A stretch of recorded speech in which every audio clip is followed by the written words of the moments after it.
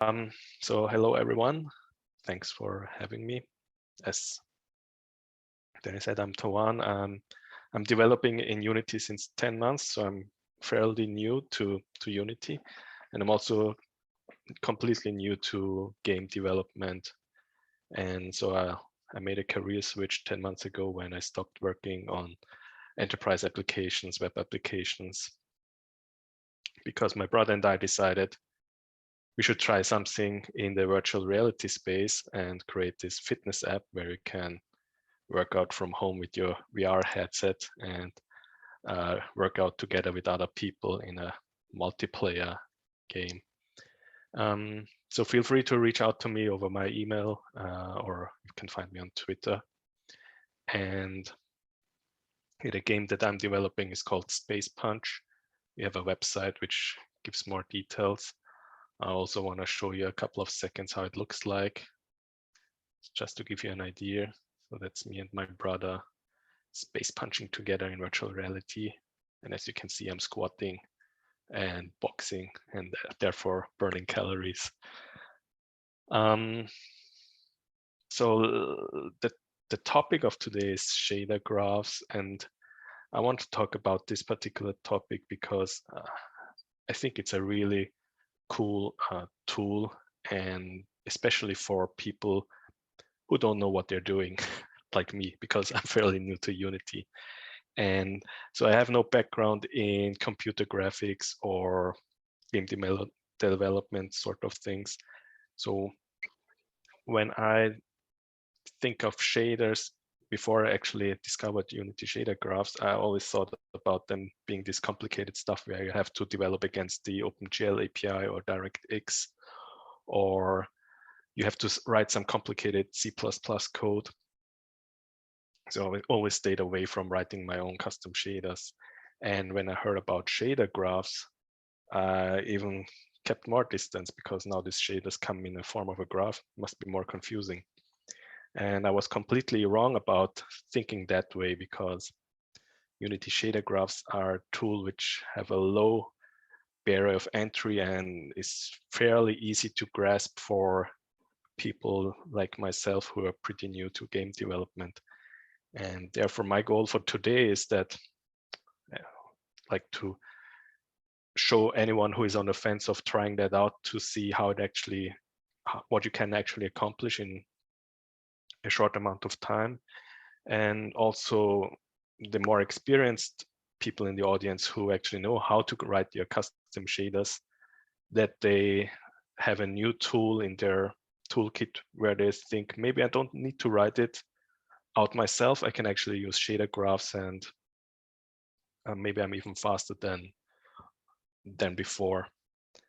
And yeah, to give you an idea what you can actually accomplish with shader graphs, I'll want to show you a quick couple of seconds of this YouTube video. And this YouTube video is a tutorial which actually introduced me to shader graphs. And as you can see here, there is this kind of a force field in the middle, and it's actually also animated. It has a texture which is floating across this sphere, and you can see through it, and it's pretty cool. And when I was developing for my own game, I wanted to achieve something similar. Quickly switching to my IDE. So now you see my Unity IDE. I hope it's still big enough for you to see. Let me know if I should resize it. And okay, cool. And as you have seen in the short video beforehand, you play against another player, and this player is represented by an avatar that looks like this. And what I wanted to achieve is have some visual indication when the avatar is actually hit, like so that you know I hit the head or I hit the body.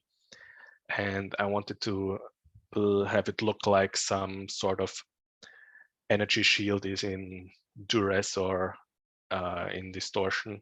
And therefore I created my own shader with a shader graph. And for example, if you hit the head, it will look like this. So it's animated as well. Or if you hit the body, it looks like this. So there's some kind of animation. And yeah, before I learned about shader graphs, when I was thinking about solving a problem like this, I would have approached it completely wrong. I probably would have created a couple of different textures and then create the animation through switching the textures frame by frame.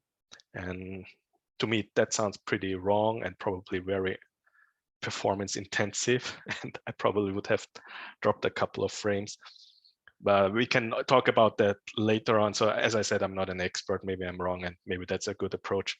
But I want to show you how I did that with shader graphs. So here you can see my final shader graph that achieves this effect.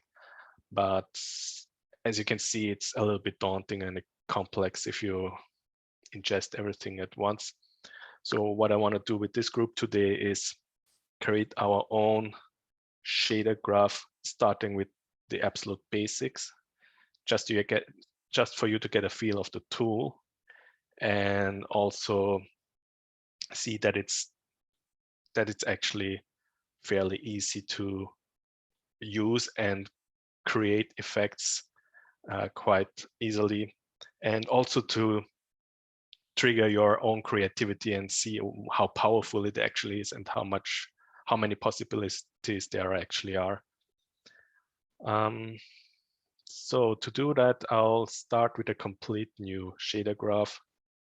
You can do that by right click, you go to create, and there you have a menu entry that says shader graph.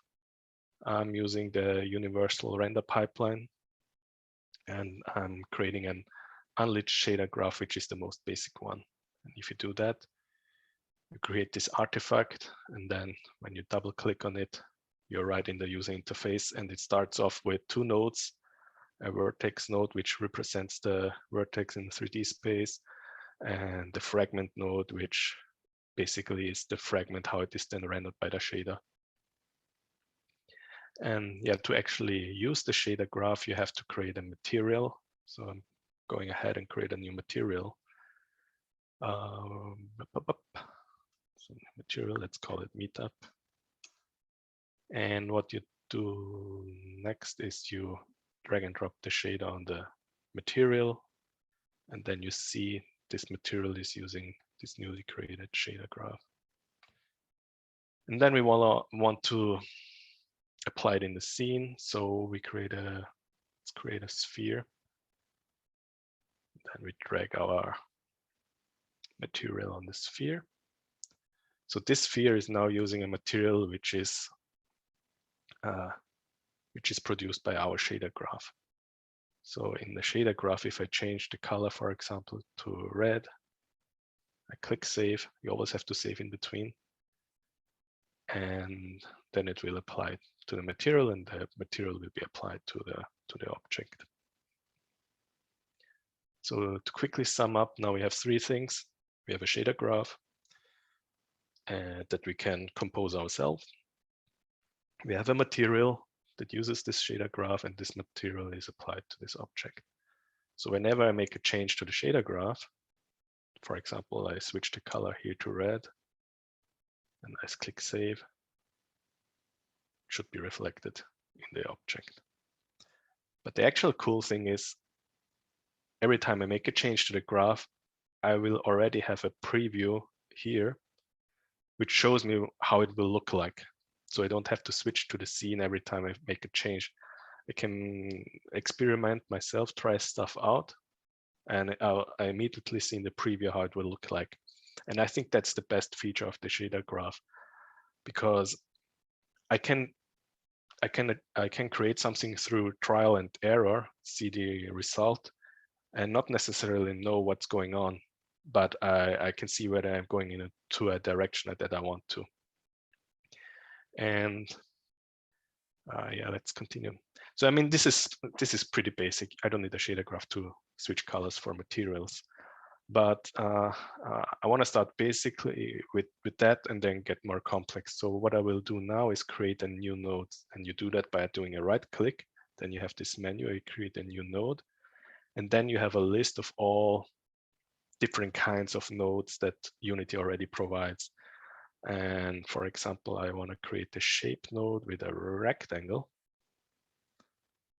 This looks like this. And a node has always a couple of inputs and either one or more output endpoints. And I can take the output of this node and feed it into the input of a different node. So what I did is I took this rectangle and use it as the input to my fragment. And if I hit save, and you can see it already in the preview how it looked like. So you see this rectangle projected on the sphere, same and now seen. And okay, that's a little bit more advanced, pretty cool, but not super exciting. However, when you change the input variables, here you have hard-coded 0.5 for x for the width and 0.5 for the height, you can actually change them here. So I can make it broader by just putting a 2 here. Now it's a rectangle, which is more broad, and I can change the height as well. And you immediately see in the preview how it will look like. That's not too bad, but let's make it more interesting. Can get more space here. Another thing I want to do is actually be able to define where this strip is now located on my surface. I want to put it more on the upside. For that, I create a new node that's a tiling and offset node, which transforms the UV space by allowing you to input offset and tiling. And then you can take this UV space mapping and put it into the UV input of this rectangle. And if you do that, you can change the offset of the heights. For example, for Y, I put 0.5. It moves down. And if I go negative, it moves up. And that's just by moving the offset around. I want to make a quick pause here. Quick check if everybody is following along or if I should repeat something. All right. So you have some control of how this looks like by changing the offset. And let's say you want to expose the offset as a property that you can change in the inspector. For example, here I have my sphere with the material and I want to change the offset, but I can't do it. I don't have a property. I can do that by going here into the shader graph, clicking this plus sign, and I add this float property, and I call it height offset. I drag it into my shader graph, and I connect it with the offset here.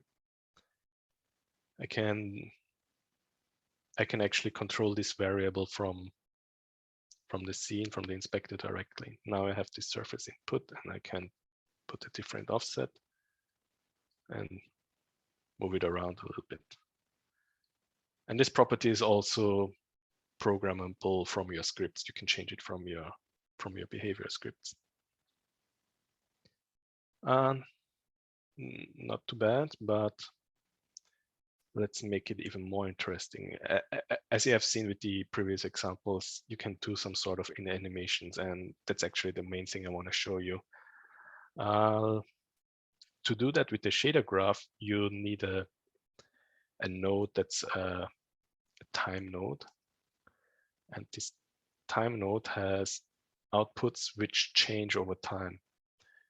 So for example, let's delete this one here. If I take the sine time output, then you will have, this will output a value that goes from -1 to 1, like in a sinus function, and periodically moves between -1 and 1 over time. And if you put that into the offset input here, you will see that the offset changes over time. And let's move this a little bit here so I can see it. Now it goes up and down, but it's also moving left to right. The reason for that is I only have a one-dimensional output here. So I get only a one-dimensional output like 1 or -1 or -0.5. But the offset is expecting a value which is 2 dimensions. So what a shader graph actually does is it splits this one dimension into 2 dimensions and just applies the same value to both dimensions. So not only does it move up and down, it also moves left to right. And you would see it if I make it a little bit smaller. See, it goes from left bottom to right top. But let's say I only want to move it up and down. For that, I need to actually create a new node, which is called a combine node. And this node allows me to combine 2 one-dimensional values into a 2-dimensional value or a 3-dimensional value or a 4-dimensional value. The dimension is always indicated by the number in the brackets. So what I'm doing now is I take this 1-dimensional value from the time output and put it into the 2nd dimension here. And the 1st dimension, I just leave it hard-coded to 0. And now when I take this 2-dimensional output here and put it into offset here, then the 1st dimension going from left to right will be hard-coded to 0, so there's no movement. But the 2nd dimension is actually changed with this time output here.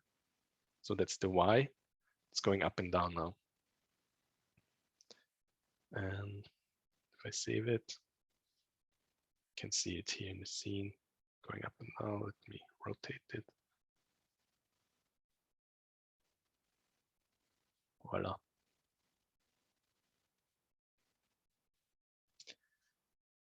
And we can get more creative by saying, okay, I actually want to change the color of the rectangle.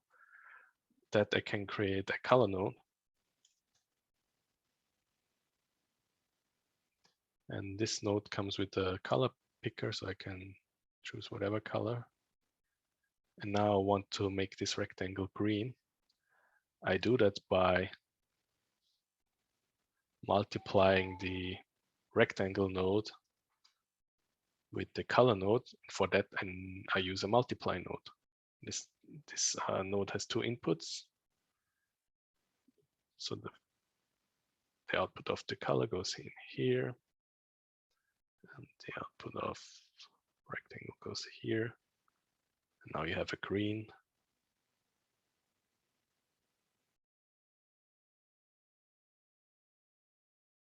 Node here, and voila, change the color. So that's really the basic way to create your own shader graph. If you want to create the effect that I showed you before, where the avatar has some sort of distortion field, then you can use the same techniques that I used here. Let me quickly move stuff around.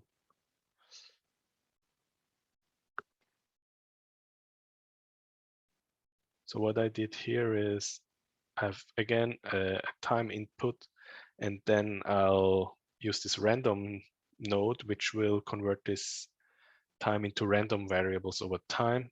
And then I feed it again into the offset of a tiling and offset node. And then this offset gets fed into a node that's called simple noise. So noise looks like this. And if I delete this one here, it's just a matrix with some noise, and then this moves further into some multiplication with this branch here, where I have a Boolean property, which allows me to actually enable the effect or disable it. So I have this Boolean property fed into a branch, which is basically an if else. So if true, then the output will be 1, and if false, the output will be 0. If you feed that into a multiplication, of course, it will cancel out the input here when it's off or false, or it will just take the output from here 1 to 1 if you multiply it by 1, and then you can further process it with some colors, etc., and some a texture node over here. And then whenever this variable is true, you will see the effect. And yeah, I want to stop here and open the round for discussion, comments, corrections, questions. Awesome. Thanks a lot, that one, man. It's super interesting.